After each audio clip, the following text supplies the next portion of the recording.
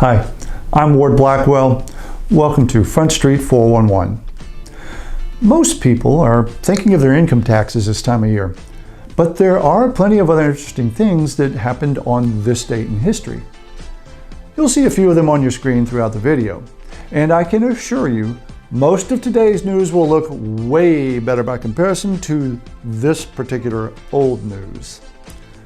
Perhaps the biggest news of the past couple of weeks was the Drug Enforcement Administration's announcement of a new requirement under the Federal Medication Access and Training Expansion, or MATE Act.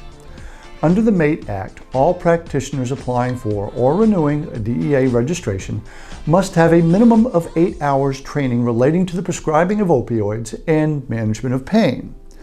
Now, after June 27th of this year, in order to obtain a new DEA registration or renew an existing one, you will need to affirm on the application form that you've completed this one-time training.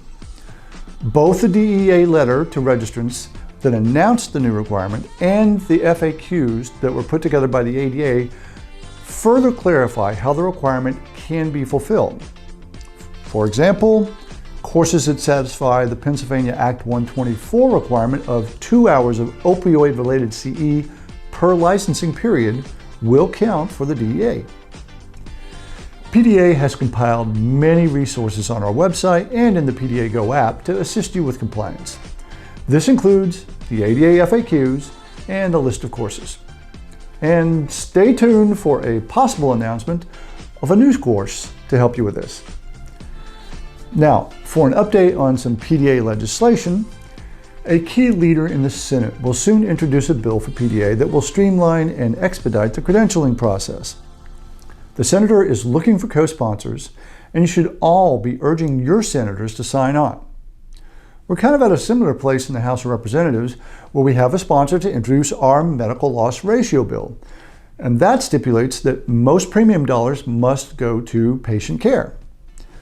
We also have 2 representatives who are at least interested in sponsoring a third bill for PDA that would prohibit insurers from requiring you to accept reimbursement via a virtual credit card.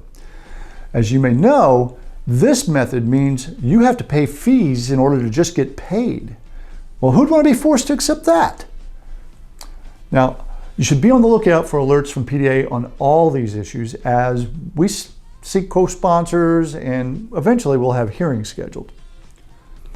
While we're talking about government, here's a reminder of an important event in government on this date. Though not any government most of us would want, but in more positive government news closer to home, the ongoing budget discussions at the Capitol have included a proposal from the governor for an 8% increase in dental Medicaid funding. Now, during a hearing this week, several legislators with whom PDA is working pressed the administration on what it's doing to improve dental Medicaid and suggested even more funding is badly needed. Needless to say, we hope these events are attention-getting, just as an event in the sports world 20 years ago was attention-getting and worthy of recognition, just like there are some young PDA members who are worthy of recognition. So I hope you will join me in celebrating the winners of PDA's inaugural 10 Under 10 Awards. These dentists have made significant contributions to the profession, their communities, and organized dentistry, despite having been out of school less than 10 years. The awards will be presented during the business meeting at the upcoming Pennsylvania's dental meeting.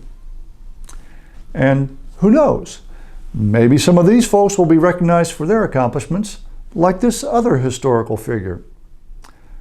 Well, that about wraps it up for this edition of the 411. Or, to pay homage to another great moment in history. And that's the way it is.